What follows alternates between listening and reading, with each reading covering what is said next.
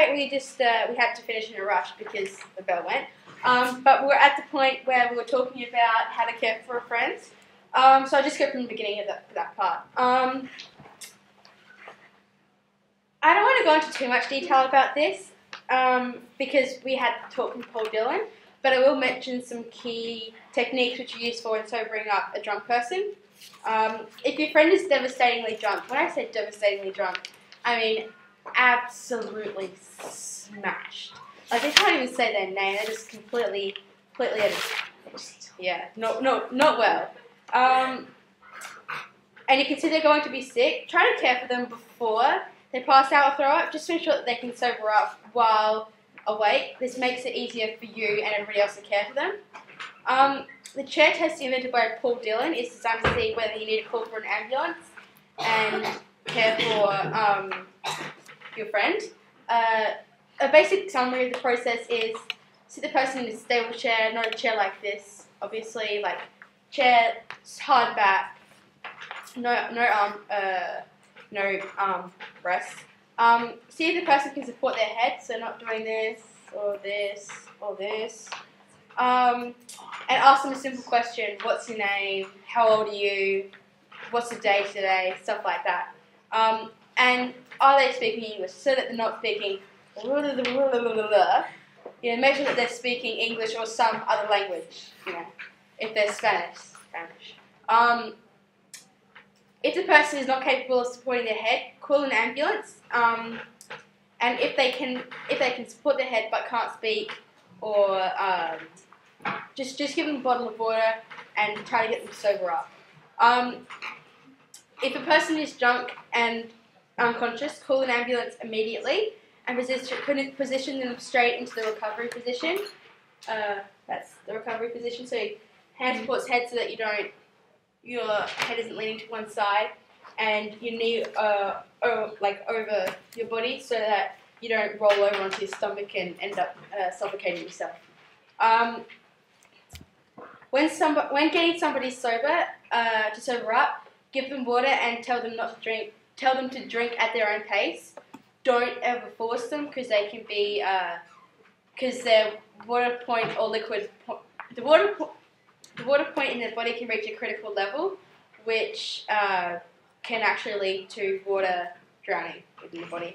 If a person is going to vomit, provide them with a tub or bucket to throw up in.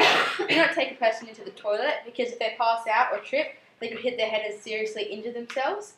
If a person is drunk, the last thing they want to hear is that they're going to die or that their parents are going to know. Could you imagine if you're half smashed, just sitting there, and then your parents are just, and your friends are just like, oh my god, I'm going to go and tell your mum on you. Like, it's probably not the best thing, and it's probably not going to make them calm either.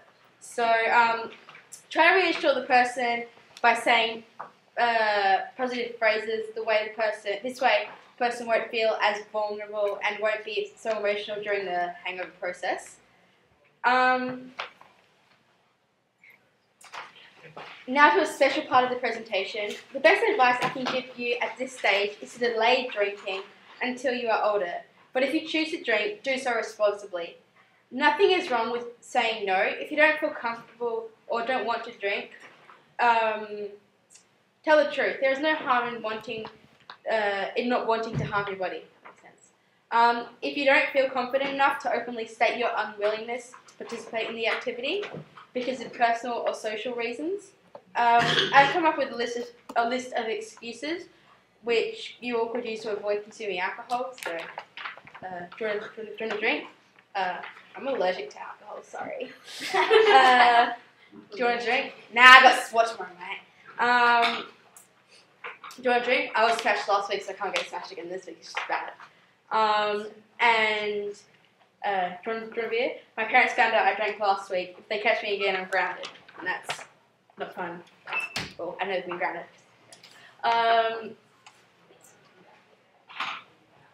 While some of them are predictable, ultimately it is your choice, and nobody should judge you based on your actions. If you have used all the excuses and if you have used all the excuses and your friends continually offer you drinks, you can always accept the drink and over the night pour the alcohol into a pot plant down the sink or down the toilet or something secretly. This way it appears as though you're participating with your friends, but are remaining true to your reasons for not drinking. The video I'm about to show you provides some nationwide statistics about alcohol consumption, as well as some specific statistics in Victoria. Although they may not be relevant to us, statistics prove a good gauge to see whether all the hype about underage drinking is true.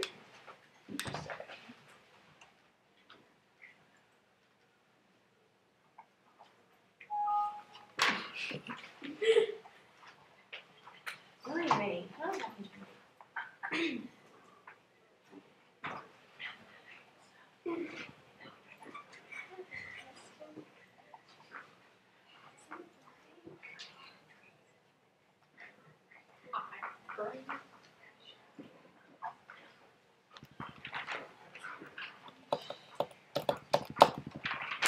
This is great.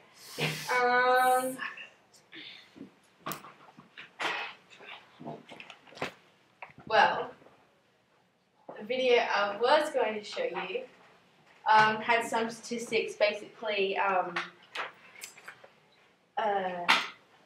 average how many people go to hospital each week, but it had some really good statistics. On this PowerPoint,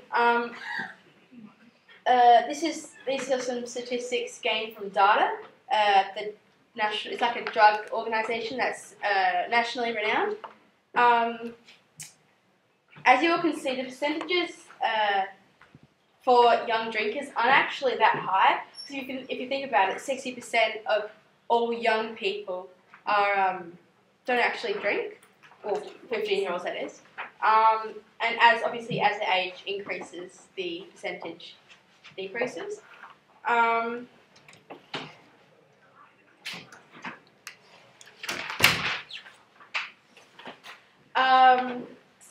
This also proves that the media reports you see on TV and stuff, they're also they're very, very biased. The fact that more young people are choosing to abstain from alcohol proves that the media does over-exaggerate the issue of underage drinking.